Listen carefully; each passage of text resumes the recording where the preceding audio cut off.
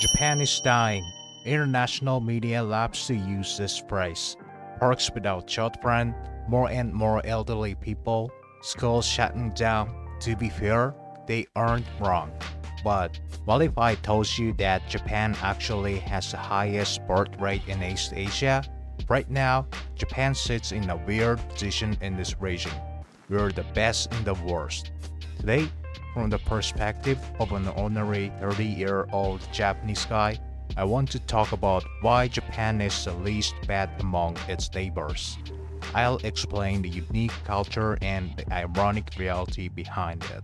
First, please don't get me wrong, Japan's situation is not good. Wages haven't gone up in ages. Countless young people have lost hope for the future. Raising kids is a luxury. I hear this all the time from people around me. But on the other hand, my actual life feels a little different. I am 30 years old now. And when I look around at my former classmates, most of them are actually married. I can feel that staying single is slowly becoming the minority. Surprisingly, the data backs this up. According to the estimates, the unmarried rate for people aged 30 to 34 in Japan is about 47% for men and 34% for women. That means by their early 30s, more than half of the people have already chosen marriage. This is a shocking difference when you compare it to our neighbors. Let's look at our neighbor, South Korea. According to a 2025 survey, the numbers are unbelievable. For people born in 1990, 35 years old unmarried rate is nearly 80% for men and 61% for women. For the younger generation, born in 1995, it's even crazier. 98.5% of men and 93.3% of women are single.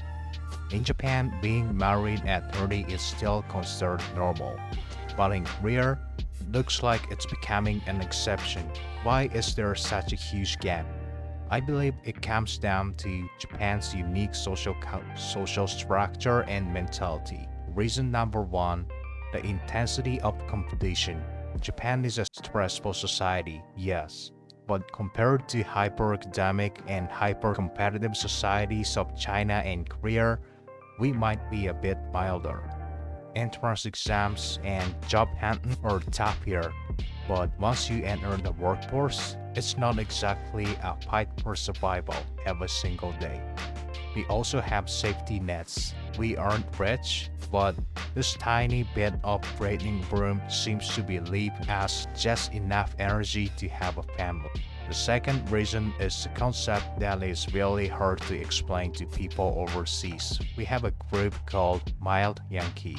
In Japanese slang, Yankee usually means a delinquent or a bad boy, but mild Yankee are, well, literally mild.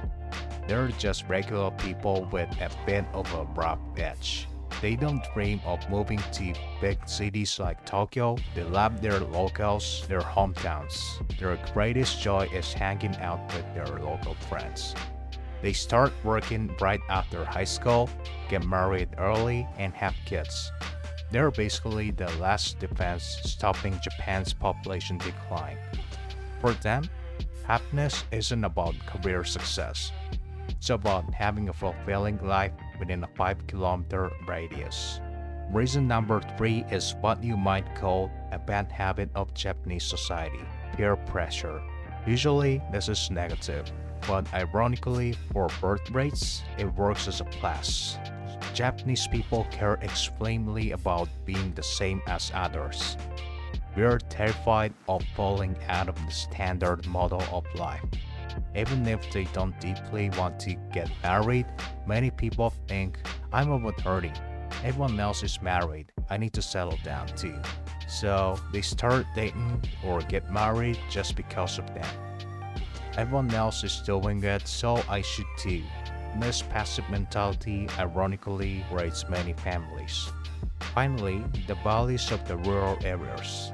People in Tokyo marry late, but if you go to the countryside, traditional values are still strong. The idea that you're only a full-grown adult once you have a family is still there. Away from the crazy city life, marriage and childbirth are accepted as a natural process of life. Japan's population is actually supported by the suburbs and rural areas. Japan has the highest birth rate in East Asia. We're the best in the world, but this isn't because our economy is strong or because our politicians are geniuses. Ironically, it's just that our old school traits like being locally oriented or famous peer pressure are acting as a brake against the collapse of society. We're simply watching the other ships go down while we sink a little bit slower. Is this a good thing or a bad thing? I don't know. But one thing is for sure. For the ordinary Japanese people, the option to have a family hasn't completely disappeared. At least not yet. If you like this video, please subscribe and hit the like button. See you in the next video.